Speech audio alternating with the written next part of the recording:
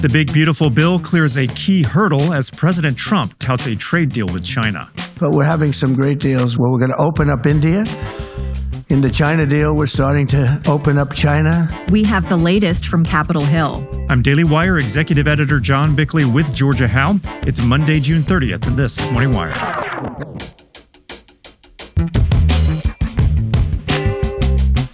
The Supreme Court issues another landmark ruling that has the Trump administration declaring victory. It's been an amazing period of time this last hour. And the era of transgender-mania may be waning. We have the latest on the debate over women's sports. No one's discriminating against these boys. They have every right to play their sport in their own division where they belong. Thanks for waking up with Morning Wire. Stay tuned. We have the news you need to know.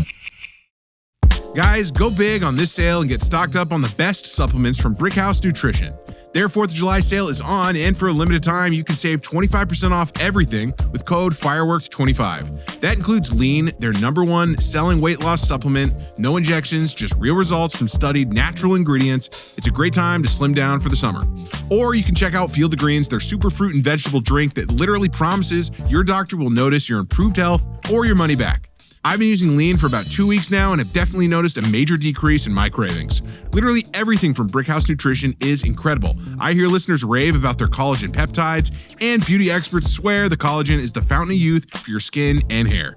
Now's the perfect time to get stocked up on their incredible supplements. Head over to brickhousenutrition.com and use code FIREWORKS25 for 25% off.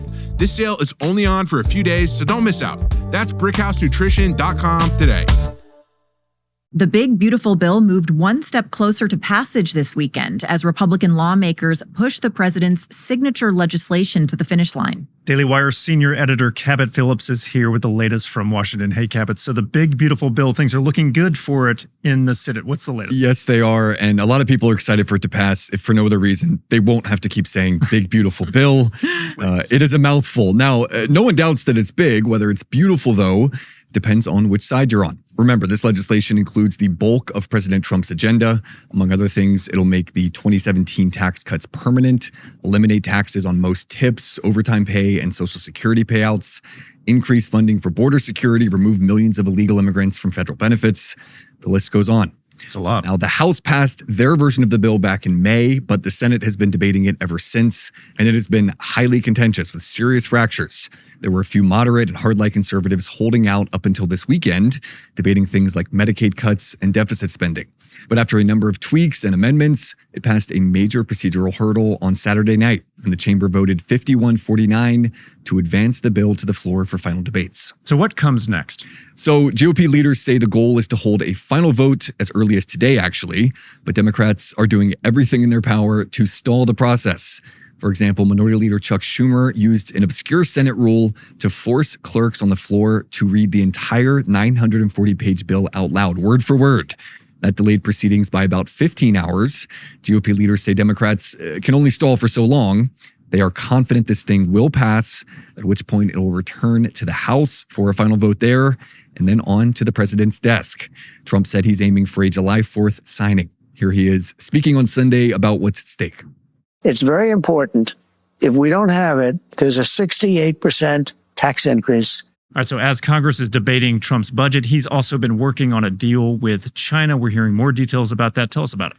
Yeah, for context, as the trade war between China and the U.S. heated up earlier this year, Beijing responded by cutting off the export of several rare earth minerals that are crucial in everything from electronics to automotives. While the White House has raced to open up mines of rare earth minerals here in the U.S., that it's going to take time. The reality is it wasn't going to happen soon enough. And China accounts for about 70% of all rare earth mineral exports on Earth. So they had a lot of leverage and they could have dealt a serious blow to our economy. But over the weekend, the Trump administration announced that a deal had been reached with Beijing that will allow those critical minerals to once again be exported to the U.S. In exchange, Washington will ease a number of tariffs and other restrictions on China's economy. That deal was certainly music to the ears of investors and signaled the potential for movement on a broader trade deal with China. To that point, Wall Street continued its hot streak, with the S&P 500 and NASDAQ rising to near record highs, and the Dow up nearly 4% in the last week alone. Certainly welcome news to a lot of people's ears. Kevin, thanks for reporting. Absolutely. If you run a small business, you know there's nothing small about it. Even the smallest decisions can feel massive. That's where Shopify comes in. Shopify is the e-commerce platform behind millions of businesses around the world, from household names to brands that are just getting started. You can tackle all the important tasks all in one place, from inventory to payments to analytics and more. Even marketing becomes a breeze thanks to their built-in tools for running social media and email campaigns, helping you find new customers and keep them coming back. Plus, Shopify's global selling tools have you covered internationally in over 150 countries, and their award-winning point of sale connects your online and offline sales all in the same place. With an impressive 99.99 uptime and the highest converting checkout experience on the planet, you'll never miss another sale. That's the Shopify advantage. Get all the big stuff for your small business right with Shopify. Sign up for your $1 per month trial period and start selling today at shopify.com/morningwire. Head over to shopify.com/morningwire. Again, that's shopify.com/morningwire. The Supreme Court ended its term with a series of landmark rulings, including a precedent-setting case on judicial overreach. Here to discuss is Daily Wire Deputy Managing Editor Tim Rice. Hey, Tim. So a massive ruling came down in this final flurry of rulings on Friday, and it's considered a big win for the president. This is Trump versus CASA. First, what was the focus of this case? Yeah, good morning, John. So this has ramifications that are rather sweeping. The case is nominally about Trump's executive order eliminating birthright citizenship. That's the idea that anyone born in this country is automatically an American citizen. It argues that the 14th Amendment has always excluded those who were born in the United States, but not subject to the jurisdiction thereof. In other words, someone born to an illegal immigrant is not automatically a citizen of the United States, the so-called anchor babies. That triggered something we've seen again and again this year, a series of injunctions by lower courts blocking the implementation of Trump's order through what are called universal injunctions. Those block the president's order across the entire country rather than in the narrow implementation of the people who actually brought the suit. The court ruled 6-3 on Friday that while these lower courts can issue injunctions, in most cases they cannot issue universal ones. Like we said at the top, it's a landmark ruling that marks a major shift in how executive actions can be challenged going forward. And as we've documented on this show, Trump has been the most aggressive president ever in how he's used executive orders, 142 in his first 100 days alone. That's a record. So the Trump administration is unsurprisingly quite happy the court has really crippled these universal injunctions. Here's President Trump on Friday. This is such a big day. This is such a big day. This is a very big moment, and it gives power back to people that should have it, including Congress, including the presidency. And it only takes bad power away from judges. All right, so what was the majority argument in this case? So this was written by Justice Amy Coney Barrett, and she argues that these universal injunctions, and I'm quoting here, likely exceed the equitable authority that Congress has granted to federal courts. We talked to Carrie Severino, the president of the Judicial Crisis Network and co-author of Justice on Trial, and she laid out the majority argument. Yeah, so Justice Barrett, in her decision, really did a masterful job of showing the history. And you can really see, she clerked for Justice Scalia. He's her mentor. It was an originalist, historically based opinion through and through. She looked way back to English common law and said, what are the authorities of a judge that we thought we were giving to judges in the Judiciary Act of 1789? And it's very clear this was never understood to be part of the judicial authority. And in fact, wasn't ever part of the judicial authority till the 1960s. So this is something that's very new in history. And again, almost all of the historical examples of all time of this kind of thing happening have just been over the last few presidencies. And the vast, vast majority have been specifically under President Trump. That doesn't read like it's an actual judicial thing. It reads like this is more an example of judges who are letting their politics get in the way of what their actual judicial role is, which is deciding cases by the parties in front of them. She also highlighted how Justice Barrett took aim at progressive Justice Ketanji Brown Jackson's dissent. Her opinion was really just full of rhetoric about how could a court ever allow anyone to do anything that's contrary to the Constitution, and it just missed the whole concept of limited powers. And so that was one of Justice Barrett's comebacks on that is, look, you maybe not believe in an imperial executive, but you believe in an imperial judiciary, that anytime you're just roving around, you see anything that looks wrong, you got to smack it down. It doesn't matter if they're before you. It doesn't matter anything else. Just do justice. That's not how a government of limited powers works. Along with the court's 6-3 ruling in favor of parental rights on Friday, the Trump administration has been celebrating a very successful Supreme Court term for its agenda. Indeed, particularly on that universal injunction ruling, which gives the president the ability to start implementing more of that agenda. Tim, thanks for joining us. You bet.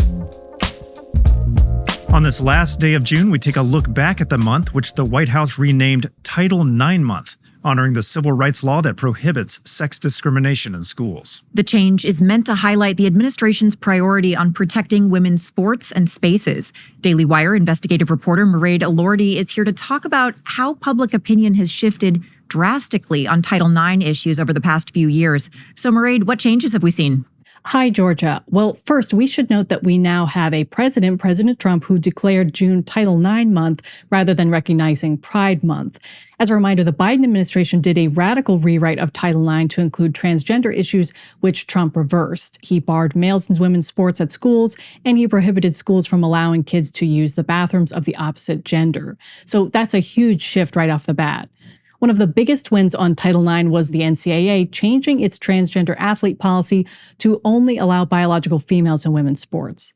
And one really powerful example of how the public's attitude has changed, earlier this month, Simone Biles, the Olympic gymnast, got into an altercation online with Riley Gaines. She's the college swimmer who was forced to give up her trophy to trans-identifying male Leah Thomas. Biles attacked Gaines over her work trying to keep men out of women's sports, and she even insulted Gaines, telling her she looked like a man. This did not work out for Biles. She faced a tremendous amount of backlash, and she ultimately apologized to Gaines before deleting her X account altogether. Now, a recent flashpoint in the Title IX debate has been in liberal California, which recently joined Maine in defying the federal guidance on girls' sports. So what's the latest in California? Right. Well, just on Wednesday, the Department of Education said it found California is violating Title IX by allowing males and girls sports.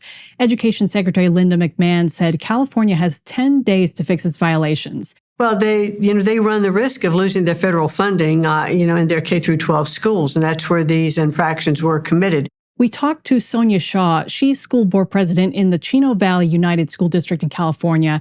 Shaw made headlines in 2023 when she went head-to-head with California's Attorney General over her district's new policy requiring schools to inform parents when their child says they're transgender. In March, Shaw also went viral for ripping up a cease and desist letter from a boy's mother who was upset Shaw spoke out about her son competing against girls in track. So this cease and desist, that's what I feel about that cease and desist. Shaw believes parents are on her side.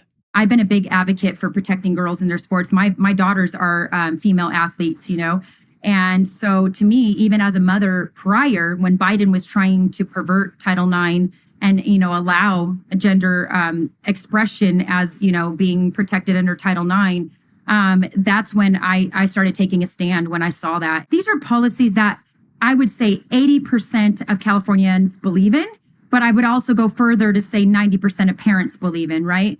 So at the end of the day, I thought, you know what? We need to bring all this forward as a state. We need to stop allowing this insanity at the driver's seat and turn the ship around. Advocates for women's sports in California did get a small win when the state changed its rules for the high school track and field championship to allow an extra girl to compete in events that include a trans-identifying male competitor. Now, before California, Maine's Governor Janet Mills was sparring with Trump over girls' sports. But recently, she's gotten some backlash from her constituents. What's happening in Maine? That's right. This week, Governor Janet Mills was booed by her own Maine residents when she spoke at the annual Maine Moose Lottery. At one point, someone yelled, "We have daughters."